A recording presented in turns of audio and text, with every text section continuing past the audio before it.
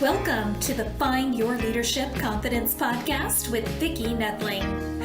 You are about to discover impactful lessons that help you grow as an individual, grow your confidence, and find the positive and good within you, so you powerfully and authentically become the best version of yourself. Be sure you visit our website at www.findyourleadershipconfidence.com. While you're there, subscribe to us via your favorite network. Now tune in, get ready, and enjoy the journey of emerging as a leader of exception in the 21st century. Welcome, everyone, to the Find Your Leadership Confidence podcast. I'm your host, Vicki Noethling, coming to you from Roswell, Georgia. The goal of this podcast is to bring topics and guests that will empower you to become that confident leader and take your business and your life to the next level. Today, I am very excited to have with me Craig Meriwether, and let me tell you about Craig.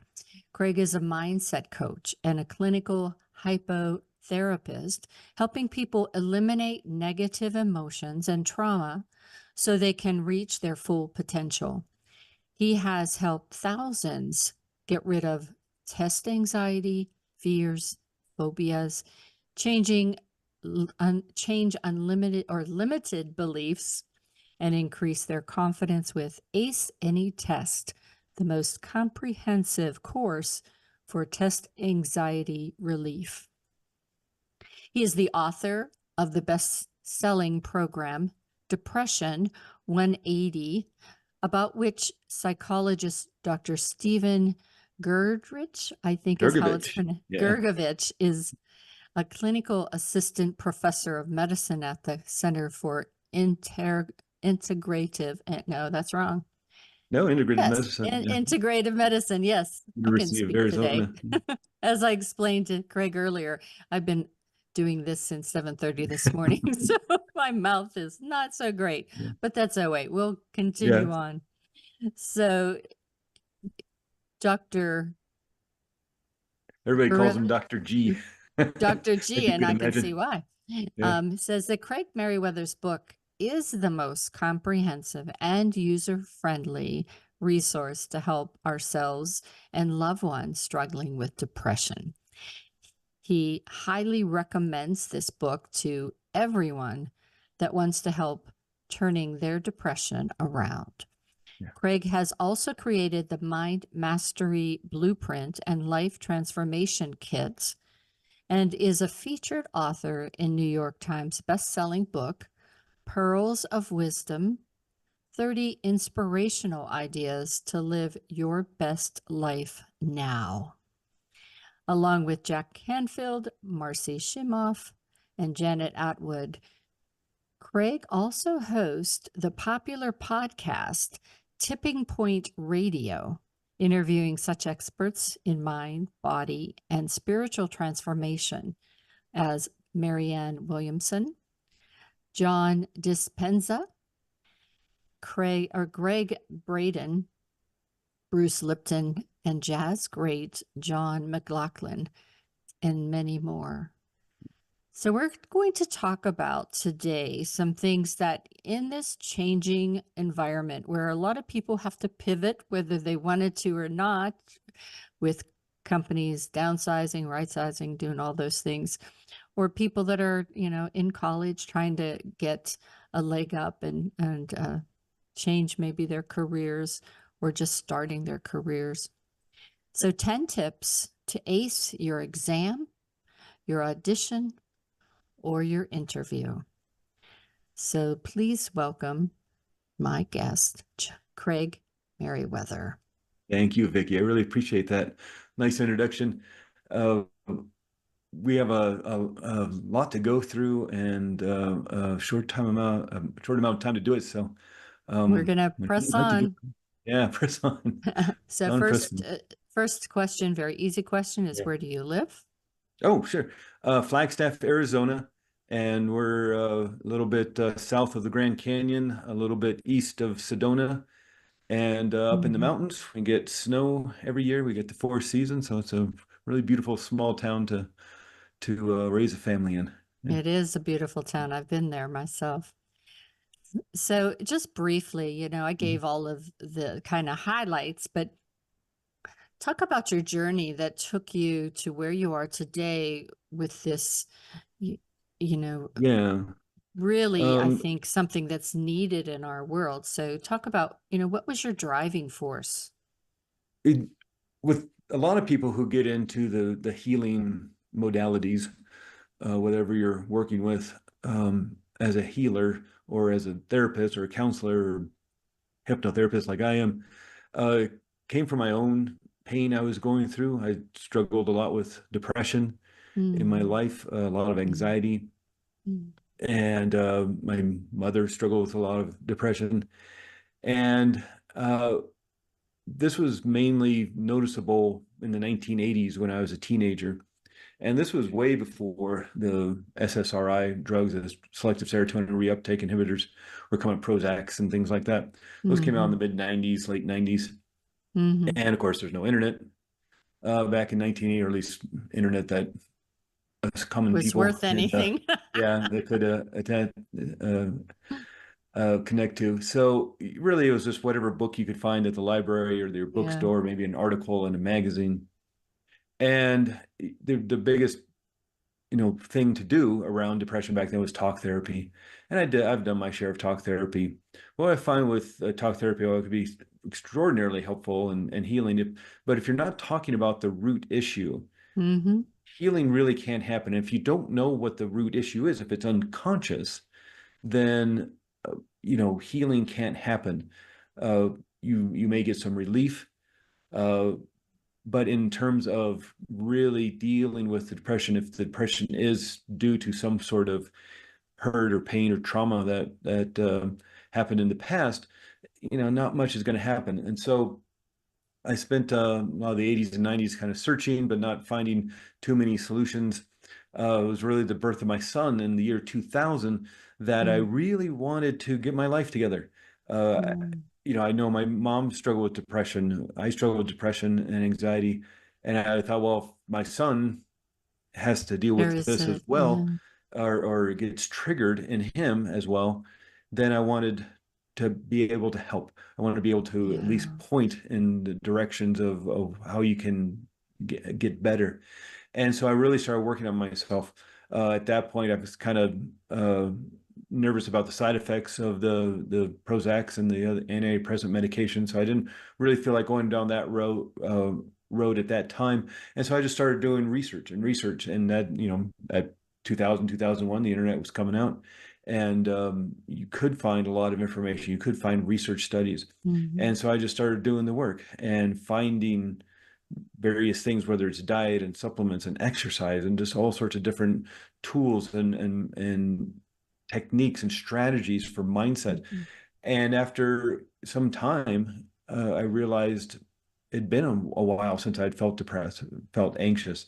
And so Mm, I realized I had this toolbox filled with, strategies and skills and techniques mm-hmm.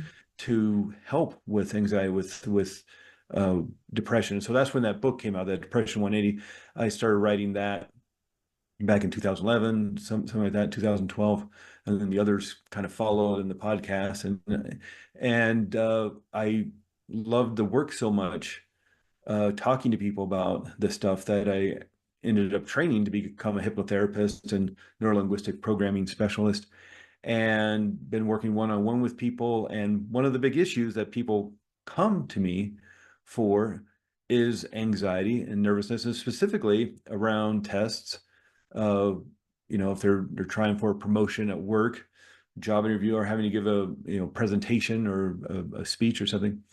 And well, I can help them with that and do with these one-on-one sessions. I realized there really wasn't a program out there to really help people. There's some, a couple of books, actually, a handful of children's books out there on Amazon, and a couple of programs that are an hour long, and, a handful of 5-minute videos on YouTube. But I didn't see anything really comprehensive. And so that's where that ACE test program comes. So it's been this long journey, started about 24 years ago, to really start helping myself and in that, and as a lot of people find when they get into this, maybe a kind of a healing profession or a therapeutic profession, it's like, well, you heal yourself, and now you got all these tools and skills, and people start asking you, what did you do to get better? And then all of a sudden, here you are, so many years later, and it's been a fun journey, at least to the point of like, learning about hypnotherapy. And I don't know that writing a book is so much fun. If anybody out there has written a book, sort of deadlines and things like that. But it's been quite the adventure. How about that? That's We'll leave it exactly at that. right. So as you work with people and, as you said, you have your own experience, but maybe identify some of the problems, the pain, the trauma that in the subconscious is making people anxious and fearful around tests, around auditions. Even for us, teaching, having people figure out what's keeping them from being comfortable speaking. Yeah, a lot of it comes down to, for a lot of people, not everyone, but a lot of it comes down to fear of failure and fear of being judged. And that usually comes from a past experience. Maybe the test at some point didn't go very well. And unfortunately, in a lot of schools and a lot of houses and a lot of homes around the country, at least here in America, you're punished if you don't do well on a test. And there's repercussions that are negative if you don't do well. A test should be, okay, I don't know this material, so let's go over it again. But instead, it's, so you got an F, so now maybe you don't do well in the class, and that dinks your grade point average, and now you're going to get a good university. And it's just this waterfall of consequences for not doing well on a test. So a lot of pressure gets put on, especially if you've had failure in the past around, doing well on a test. And so there's this fear of failure, and the unfortunate part of getting anxious around a test or giving a speech is that now that you have this fear of failure because it happened maybe once or twice in the past, and people are going to be judging you, whether it's the teacher, parents, or an audience, even if it's just a meeting of 5 people or an audience of 500, you start getting into that stress response. And you start to armor yourself to protect yourself, because the subconscious's main job is to keep you safe and protected. It's for survival, which doesn't necessarily mean your happiness and your prosperity. It wants you alive, which is great. That's a great thing to be alive and safe and protected. But it's using the information it has that you have experienced in the past from various situations, circumstances, events in your past. It's using this information to trigger the stress response when it sees a dangerous situation. Unfortunately, the mind can't tell the difference between what's real and what's imagined. And this is most noticeable when somebody's having a nightmare in the middle of the night. And it doesn't matter how crazy, how ridiculous that nightmare may be, of a Wizard of Oz tree is chasing you down the street, throwing apples at you, or a cheeseburger, or 2 hot dogs, or whatever.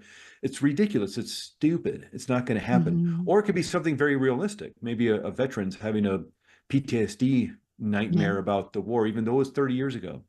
And in both instances, both people are cozy, comfortable, safe in bed, but their mind starts thinking they're in danger and needing to protect. It starts turning on the stress response, even in deep sleep.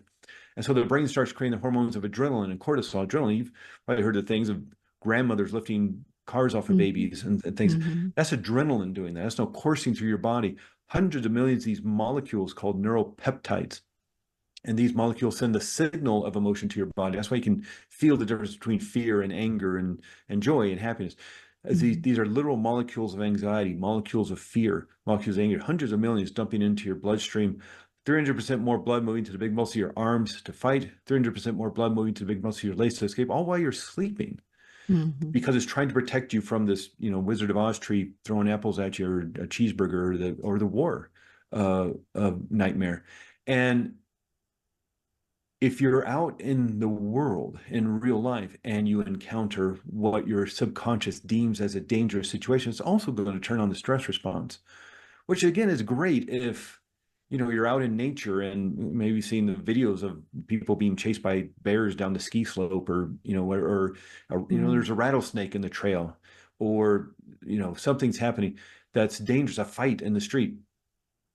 It's at these dangerous instances that we want that stress response to kick in, but not when we're Right. sitting down to take a test, not when we're about to Mm-hmm. walk out in front of 5 people or 500 people to give a presentation.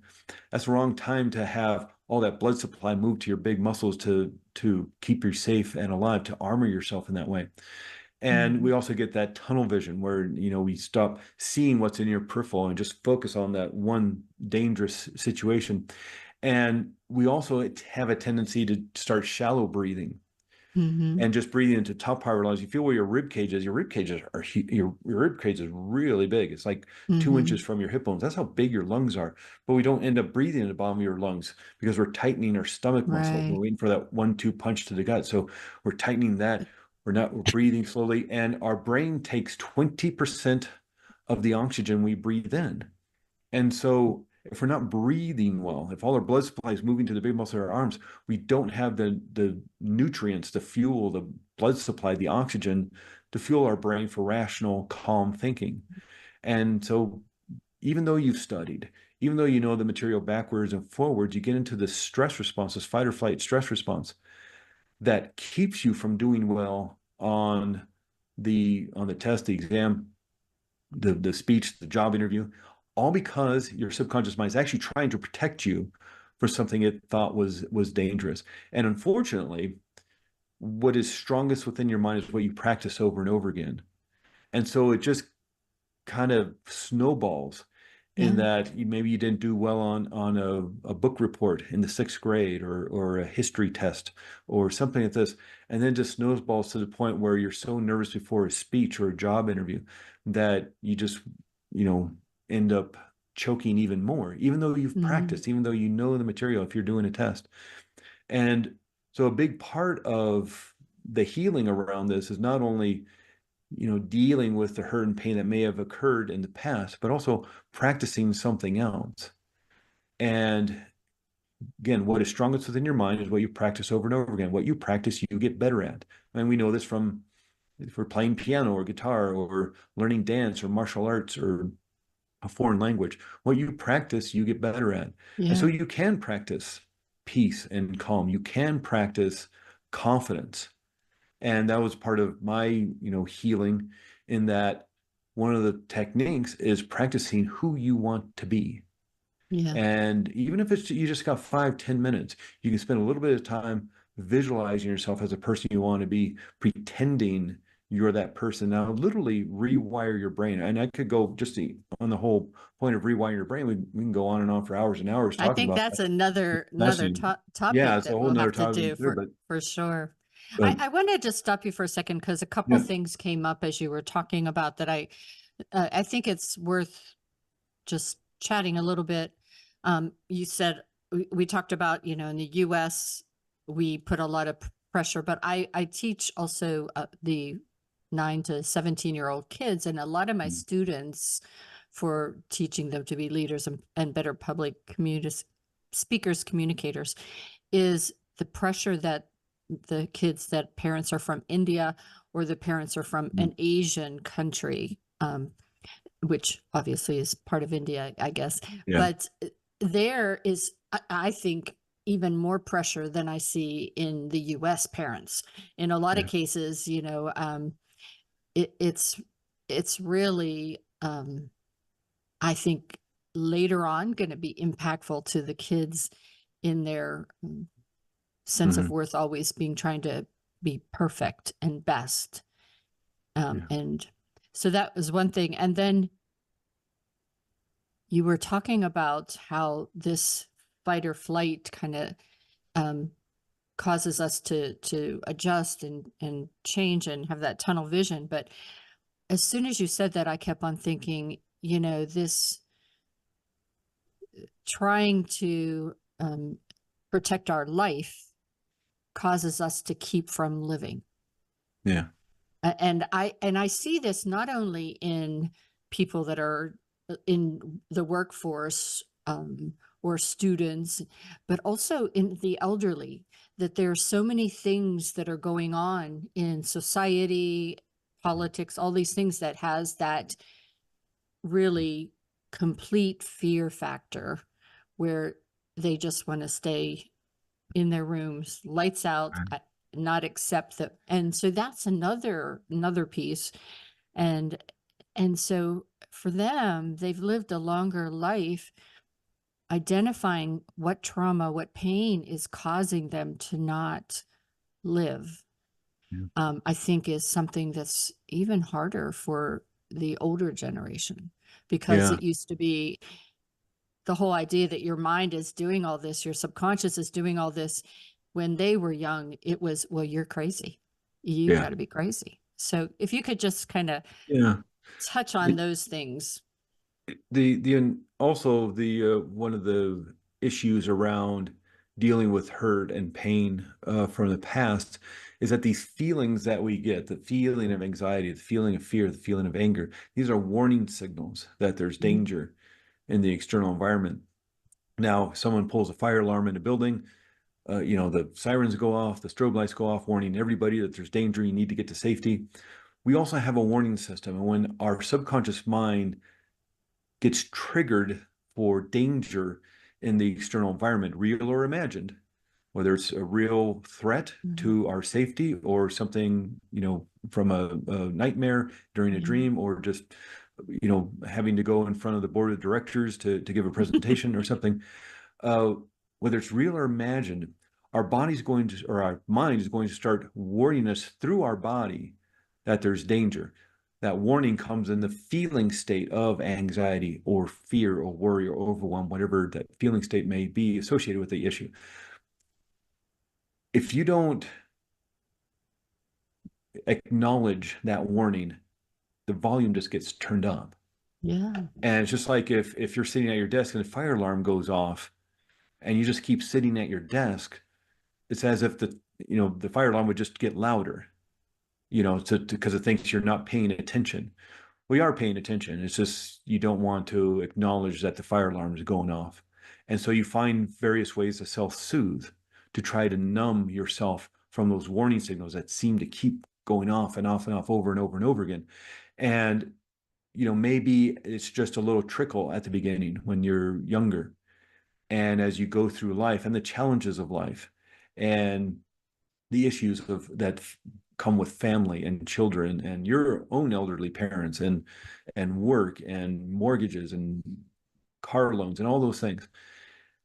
And if you don't acknowledge the warning signals that there's danger, the volumes and the sensations and the brightness of it all is just going to get louder until you get to the point where maybe the best thing to do is have that drink or two or three or four, or sit in front of the TV or your screen. Take that pill, or go to sleep all day. Yeah, sleep all day. I'll just sleep all day. And not go outside. It's dangerous outside. It doesn't feel good outside. I feel good when I'm inside, and because I feel safe here. And so if that hurt and that pain hasn't been taken care of, and maybe they've tried, maybe they've gone to talk therapy, but if you're not reaching that root issue, they may be talking about that thing that happened 2 years ago. Maybe there was a divorce, or there's the company went bankrupt or something. They got laid off, and they're talking about that issue, and that's very painful and that hurts. But that might not be the root issue that they're dealing with. The root issue may have happened when they were 5 or 6 years old. I was working with somebody one-on-one during a hypnotherapy session, and we had done a few classes. I was working with the cancer support community of Arizona, doing some classes around pain control and healing. So she's in these group classes over Zoom. And early to the third class, she asked me if hypnotherapy works with procrastination. Yeah, we can work with procrastination because that's a defense mechanism. So the next day we set up an appointment because I had some time in the afternoon. And so what's interesting about this work is when your subconscious mind realizes that you're going to be doing some healing work, it gets to a certain point where it's like, you know what, let's not work on a problem. Let's work on the problem. And so when she got to the appointment over Zoom, she says, I told you I wanted to work with procrastination, but what I really want to work with is what I don't matter in life. I'm guessing she was probably in her 70s. So huge. So This huge. is a 70-year-old woman who thinks she doesn't matter in life. And so since she had already kind of had some practice with this work being in the group classes, well, let's go deep then. And so we did a regression back to the feeling state that originated when she first felt she didn't matter in life. Go back to the first time you ever felt that that feeling state has an origin somewhere. And it's within the subconscious mind because it's trying to protect you from that. It's trying to protect you from ever feeling that again, or protect you from some sort of trauma. And the protection is, okay, well, you don't matter, so keep yourself small and keep yourself in the background. That's what's going to protect you. And so there's an origin to that feeling state of not mattering in life. So we did a regression back, and as we finished the regression, 10 down to 1, and on 1, where are you? And she says, I'm standing up in my crib and my father's screaming at me because I won't stop crying. And it's going to be extraordinarily traumatic. I'm guessing if she's in her 70s, this is the late 1950s, early 1960s. Men don't know how to nurture children. That's not what they were taught how to do. And maybe mom's out of the house and the baby won't stop crying. And the only thing this guy knows how to do, because he's having a bad day, a bad week, a bad life, just screams louder than the baby and tells it to shut up. And in that instant, that child with this new mind that's just absorbing everything, the only thing it could do to justify why this is happening, that this person who's supposed to protect her, to nurture her, to love her, why this person is screaming at her and terrifying her, is that, well, I guess I don't matter in life. And she held on to that for some 70 years until one day she decided it was time to let it go. And she did. And that's the but power the thing is, they don't on their own, No. they'll just keep it suppressed. Yeah. Well, and just think about in talk therapy, how long was it going to take her to get back to being, I don't know what standing up in the crib is, 14 months old, 12 months old, something. How long was it going to take her in talk therapy to get back to that point? And that's what's extraordinary about the power of the subconscious mind. And it's not that I fix anybody or that hypnotherapy in and of itself fixes anybody. You fix yourself. Because again, you know what the problem is. She knew exactly what the problem was, but it was in the unconscious. It was trying to protect her unconsciously. And so she didn't know why she felt like this in her conscious awareness until one day she just said, I've had enough. I don't want to live like this. Whatever in her life, just like, maybe, what I talked about at the very beginning. In 2000, when my son was born, or my wife was pregnant, I thought, okay, I got to get my life together. You get to that point where like, this has to change now. And with her, she knew exactly what the problem was. And more importantly, she knew what the answer was. She knew what the solution was to this issue, how to heal the child, because it's her. And so who better to know what to do about it than her? And so she did. And I heard from her, this was a couple of years ago, and I heard from her for over the course of a year or so. She'd send me an email every now and then, and she was doing fantastic. Awesome. Because that's the power of the subconscious mind. It's trying to protect you. And so you can find situations in life like taking a test or doing a speech or job interview or first date or whatever these situations are, where it's trying to protect you, it's trying to keep you safe, but it's trying to keep you safe probably more than likely from a past hurt or pain. Mm-hmm. And you know what the problem is, and more importantly, you know what to do about it. And if there's deep-seated hurt, I would highly recommend finding a hypnotherapist, whether working with me or somebody else who knows how to do this work. But also just there's practice to becoming the person you want to be. Yeah. Otherwise, you're just going to run off default settings. And the default settings may have been set up by a 7-year-old. And so, but it also, we've talked about exams, students and well, auditions, if that's always makes you nervous for auditions, but job interviews, but really as entrepreneurs out there, a lot of my audience are entrepreneurs or small business owners, and they get stuck. They're either making a little money or making a lot of money, and it's comfortable and it's safe. And then they think, well, why am I not growing? Mm. And I think, kind of what you do can help them get past that, Sure. because that is their subconscious saying, okay, it's safe here. It's wonderful here. Why would you want to change? Yeah. Yeah. Yeah. Especially if you are comfortable. You know, the unknown is dangerous. You know, and that's an evolutionary process. Why put your hand in that cave when there may be a venomous snake or spider or something, Mhm. even though there may be, I don't know, food or gold or I don't know, whatever. But the unknown is dangerous, you know, Yeah. and that keeps us safe. That's why we don't, you know, we get that warning signal of anxiety and fear when we're thinking about walking down the dark alley at midnight to take a shortcut home. Yeah. Don't do that. Walk the lighted streets where there's lots of people. Yeah, it takes you another 10 minutes, but it's better to do that. So that's good. It keeps us alive. It keeps us Mhm. safe and protected. It's just when it gets, you know, we use the word corrupted, but when it starts becoming unresourceful, Mhm. that then maybe we're not growing in a positive way. Keeps us safe so we don't walk down the dark alley at midnight. We don't peer over the edge of the Grand Canyon too far. We don't pet the rattlesnake in the middle of the trail. It's going to keep us safe. We're going to move away from the fight in the street or in the restaurant or wherever. We're going to move away from that, keep ourselves small. But when it becomes unresourceful, it doesn't become resilient for us, is when then we're maybe not taking the job interview because we're nervous about it, or we don't think we're up for the responsibility of the job, and so we back away from it, Right. you know, or you know, find a way to get out of making the presentation at the big meeting, even though we know it might lead to a promotion down the road.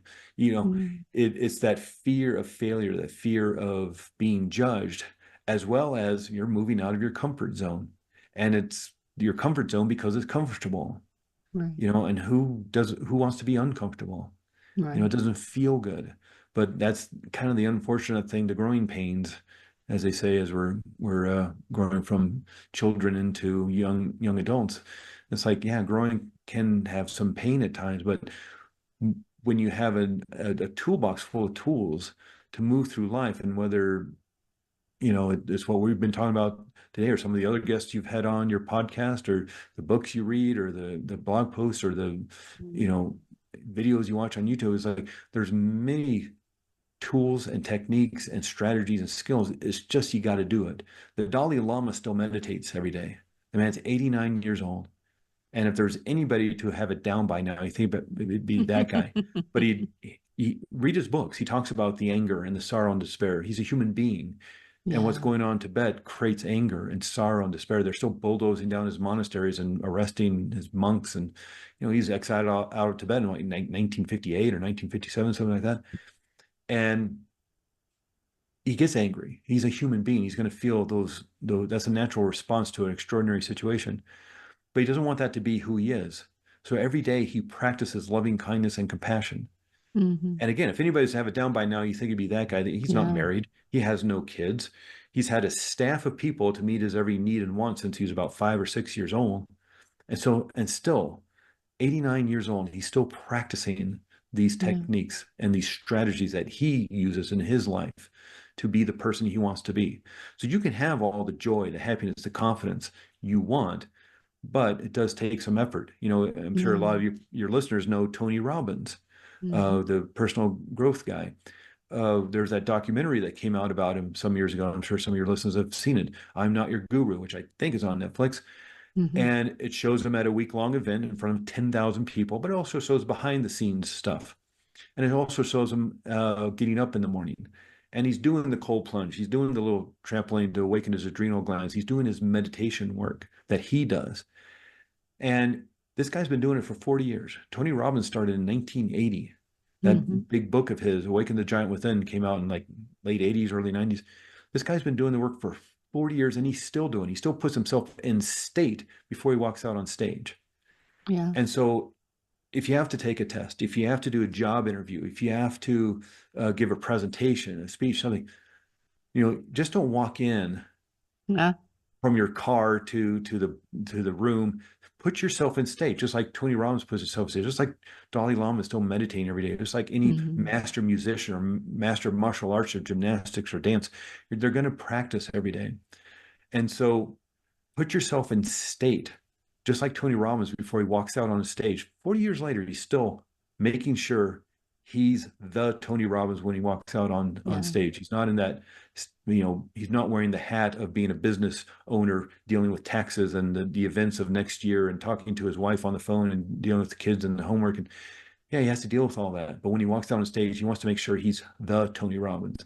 And so when you walk into a test, make sure you're the person who's ready to take the test or do the job interview or do the audition.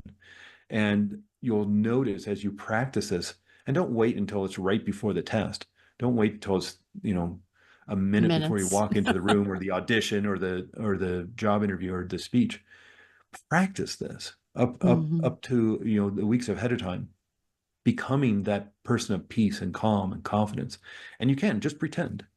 That's the biggest piece of advice. I know we're probably running up against the clock here, but the biggest piece of advice I can give, just take a few minutes every day and pretend you're the person you want to be. Yeah. And how literally wire that into your brain. Your mind can't tell the difference between what's real and what's imagined. Use that to your advantage. Imagine, having that nightmare and had literally changed your physiology. Through thought alone, you can change your physiology, no matter how crazy it is. So if you think it's crazy that you can have joy and happiness and confidence, it's crazy that a cheeseburger chases you down the street and you start sweating and punching the air and things because you're trying to get away from it. What if you pretended you were joyful, you were happy? That will literally wire that into your brain. It's extraordinary. Yeah. So true. So true. You have to really go in there believing in yourself, believing that the audience, the interviewer, that they're going to love you, that the test, that you're going to ace it, that you are going to be wonderful. And that really does help so much. Yeah. And if you don't believe in yourself, pretend that you believe in yourself. No, what would it feel like to believe in yourself? What does that feel like? And then go from there. I always say, I will believe in you until you believe in yourself. Sometimes that's just the crutch or the stepping stone that you need to take you forward on your journey. Yeah. Time has really flown by, and we do need to I'm going to make a note to do a rewiring of your mindset and your brain. I know I've had one other person talk about that, but I think it's important to just really educate and inform the audience that it is possible to do that. That, most of us that seem like we've got it all together at some point in time did not. Yeah. And that point in time may have been, yesterday. Yesterday afternoon, after that phone call or that email. I can't tell you how many people that worked with me for many years. And then whenever I did something that was memorable, they're like, God, I didn't know you had that in you. I'm thinking, oh, gee, thanks. Yeah. Well, and again, Dalai Lama still gets angry and probably afraid and depressed and sad, and because it's a human emotion. And he's a human being, and we all are. And so there's also a certain point where you have to have compassion for yourself and patience with yourself, when doing this work. Yeah. It's been such a pleasure. If you, the audience, have enjoyed hearing all the things that Craig has had to say today and really are intrigued and want to get to know him better, to either, as we said in the bio, to either help yourself or help others.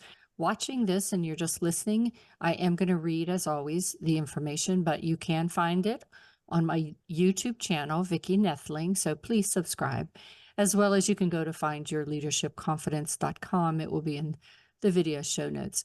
You want to go to aceanytest.com. Again, that website is aceanytest.com. On LinkedIn, he's Craig-Meriwether. A bunch of numbers. If you just do Craig-Meriwether, Meriwether. Again, Meriwether does not have an A in it, so Wether. On Facebook, it is Ace Any Test, initial capped. And Instagram is ace_any_test. And YouTube is at AceAnyTest. I'm going to turn it over to Craig to talk to you about his call to action today, how he can connect with you via social media, and also the resources on his website that may help you on your journey to overcome your anxiety, your fears, your phobias, and to be the better you. All yours. Thank you, Vicki. Probably the best way to get in touch with me is just through the website, aceanytest.com.